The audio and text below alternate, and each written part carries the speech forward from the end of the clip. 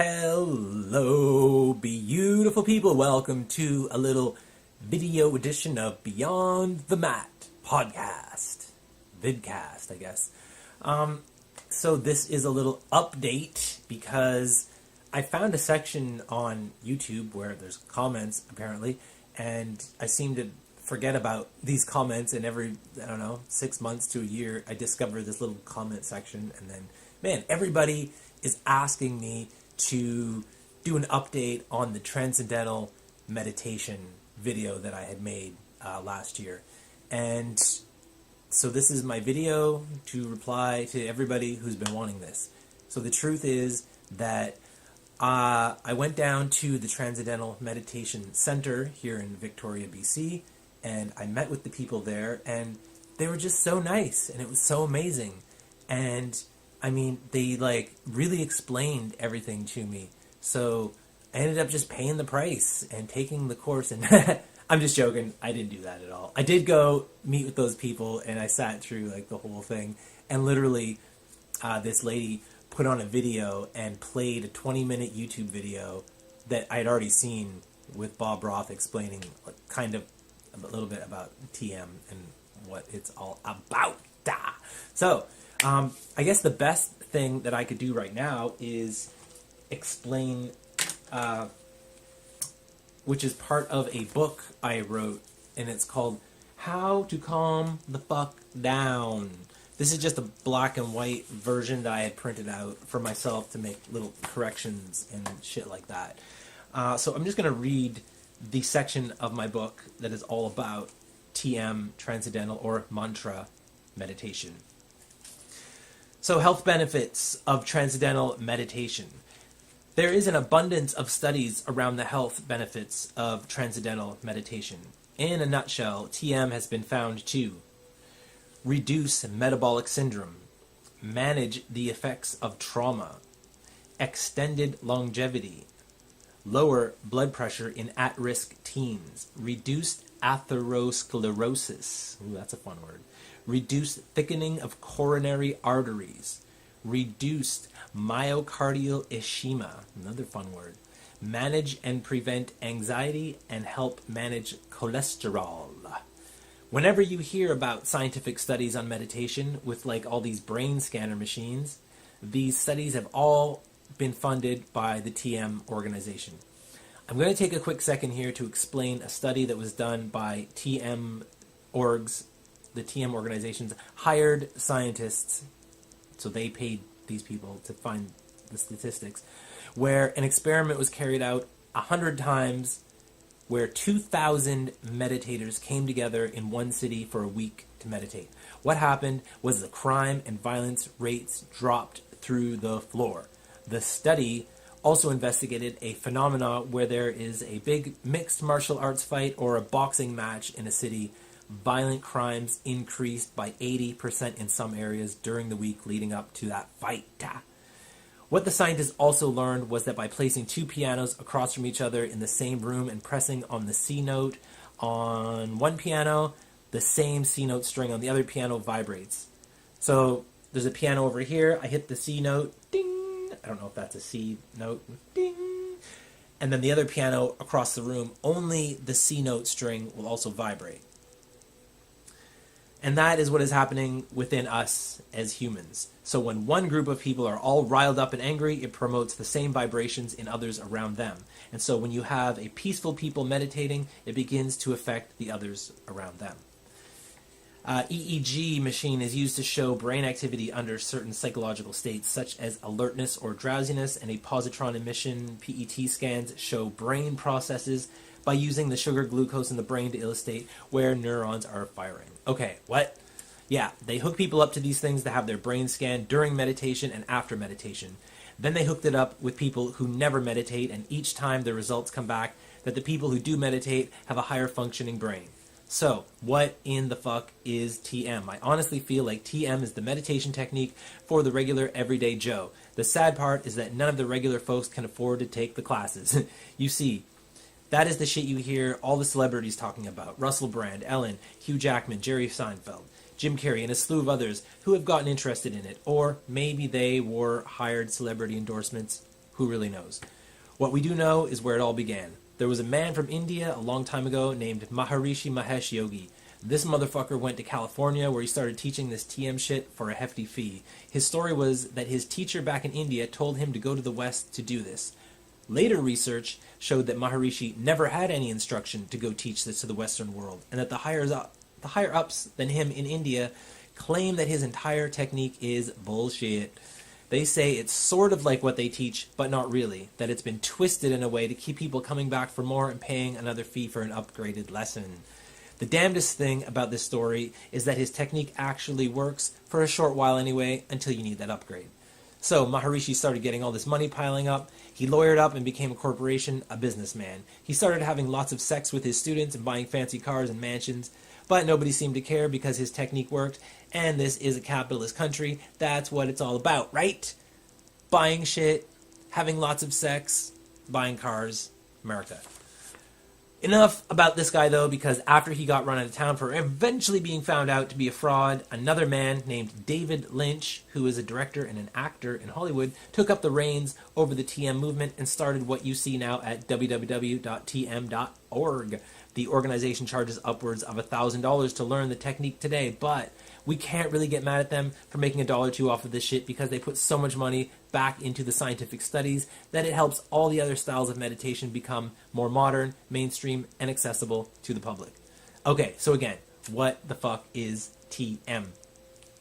This is a mantra meditation, and a mantra is something that you repeat over and over. It could be just one word or a few words, and sometimes it's got a little melody or a jingle to it. As I said a minute ago, TM is run by a group that can be found at www.tm.org if you would like to reach out and learn the technique directly from them. The TM course lasts 4 days. Each day's class is 1 hour. And during your first day, you meet with and talk with your instructor, who gives you your special word, your mantra. Supposedly, the mantra has been selected just for you by your teacher. I later found some documents from the organization outlining how the words are selected based on your gender and birth date. The words they use are Sanskrit words from the Vedas used to name the many Hindu gods. You are not meant to tell it to anyone. It is yours and only yours, if you so choose. You are encouraged to never look up its meaning, because if you know what it means, that's all you'll be thinking about during the meditation as you repeat that shit over and over and over. For a beginner, TM sessions are 20 minutes in the morning and 20 minutes at night, while the advanced folks do an hour and a half in the morning and at night. Yep, that's 3 hours of their day spent meditating. Who the fuck are these lucky folks with so much time on their hands? Oh right, celebrities. The meditation starts before you do anything at all. No food, no drink, no cell phones, no talking to anyone. You just hop on up out of bed, go and sit down for the time needed. At night, it's done right before you go to bed, and once it's done, no talking, no cell phones, etc. Just go straight to sleep. Okay, so you don't have a mantra given to you by a teacher. Now what? Well, y'all can do what I did. I wrote down a bunch of syllables on pieces of paper and drew 3 from a hat. I came out with Ra, Ma, and Sa in that order. So that has been my TM mantra since I started. It has 0 meaning, and I don't care if anyone else knows it or uses it. Go ahead. So yeah, when you first start this shit, repeating the mantra in your mind over and over, well, that's all you're going to have, and you're probably going to pat yourself on the back for being so damn good at repeating a word. But that's not the end of it. Eventually, you'll have your word playing on a loop, and then some other shit's going to start to come up, and holy fuck, you're right back at it again with all that pesky thinking, noise about your job and car payments and kids needing new shoes. So, now what do? Well, don't panic. This is all part of the process. As soon as you catch yourself thinking about the bullshit again, that's your chance, man. This is where you get to go back to focusing on the word again, so it all just kind of starts over. Don't get all upset and pissy with yourself if you're having some other thoughts happen, because that's all natural and it's all part of it, man. Just simply start over.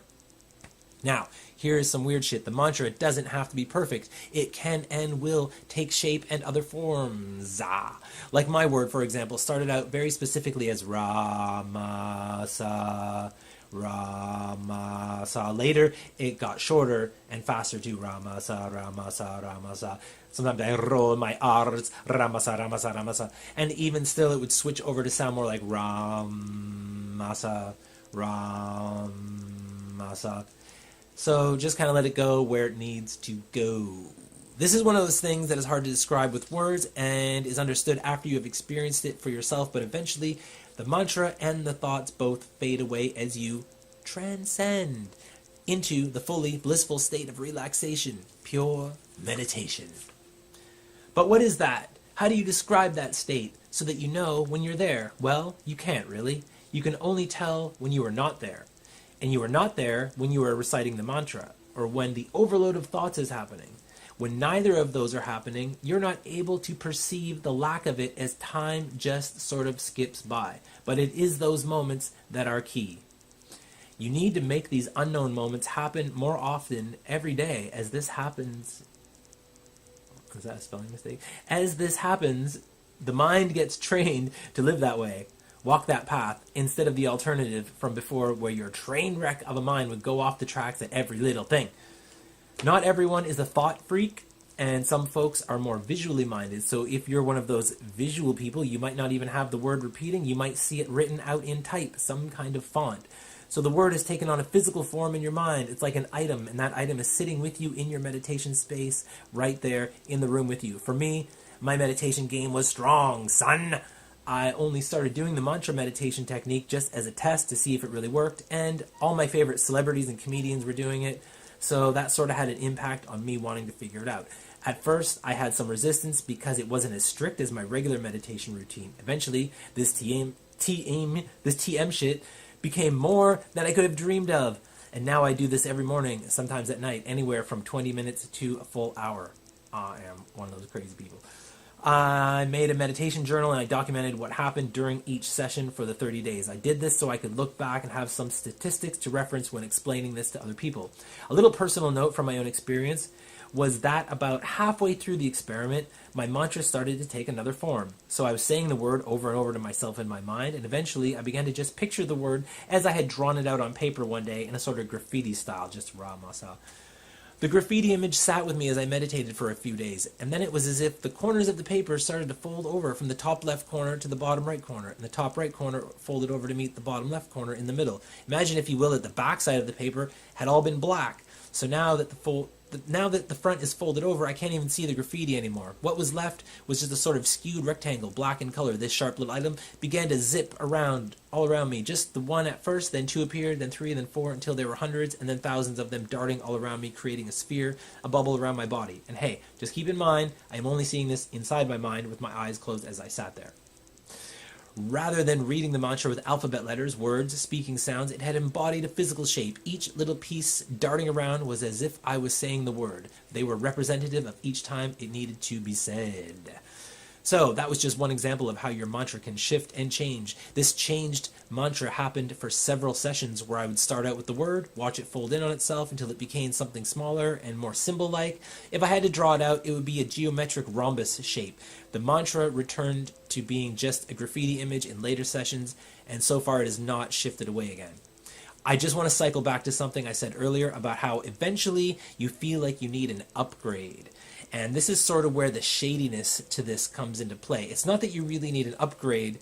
It's more that you were living your life in a deficit before. You were in the negative. And now by pulling yourself up to the level, to the zero zone, where that trip going upward felt like a high, and now that you're at the level, it starts to get boring and you aren't feeling that high anymore. That's pretty much because you're back to being normal, and normal is boring, normal sucks, right? So this is where people get caught up in needing something more once they have reached that plateau. And this is where the TM people start rubbing their greedy little hands together with dollar signs in their eyes. And they can't help but tell you that, of course, there is another level. Just pay the price. Woo! Come and learn some new breathing techniques. Those breathing techniques will give you that high until they become normalized. And then what? Then you can keep chasing that high, or you can learn to live with it and live with what you have. TM is a heavily guarded secret online. What ended up happening with me was that I actually found someone who had taken the course and they told me how to do it. But that's not really the same as learning this from the professionals. Anyone who is seriously interested in this style of meditation should contact your local TM center and book an appointment with them, because they are far better at explaining this than I am with my internet research. I literally wrote that in there so I don't get sued for using the words Transcendental Meditation, which is a mantra meditation. Anyone can look this up online. That's it, folks. I hope that answers everyone's questions. I'm still doing TM twice a day. This morning, I did a whole hour this morning, Ramasa, and I love it. It's so easy. It snaps you. Follow the breath. For me, follow the breath. I start to think about, breathing, chest going up, lungs are expanding, bronchial tubes are expanding, being filled with air. All these thoughts are happening. It doesn't help me when I return to the breath. In, out. The words in and out are playing in my mind. In and out, and all the different connotations of life of what in and out could mean. Wink, wink. And that's why I like having a word that doesn't mean anything. Ramasa, Ramasa, Ramasa. So if y'all want to use it, go ahead and use it. I hope this video finds everyone in good health. If you want to buy a copy of How to Calm the Fuck Down, you can go to my website, www.jcoleyoga.ca. You can buy an ebook right now. It doesn't look like this. It's in full color, and it's ebook. You get it however you get your ebooks, on your phone or on the laptop or Kindle reader or whatever, Kobo, if that's still a thing. You can pre-order a physical copy. There are none printed at this time, but you can pre-order and they'll be mailed directly to your door. That's all I got to say right now, folks. Peace, love, and light. Namaste, and all that other good noise. Ding!